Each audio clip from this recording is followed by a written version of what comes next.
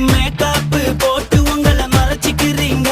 அந்த உண்மையான அழகு இப்ப காணா போச்சுங்க. நாங்க மேக்கப் போட்டாதான் திரும்பி பாப்பீங்க, இல்லன்னா மொக்க ஃபிகர்னு சொல்லி ஒதுக்கி வைப்பீங்க.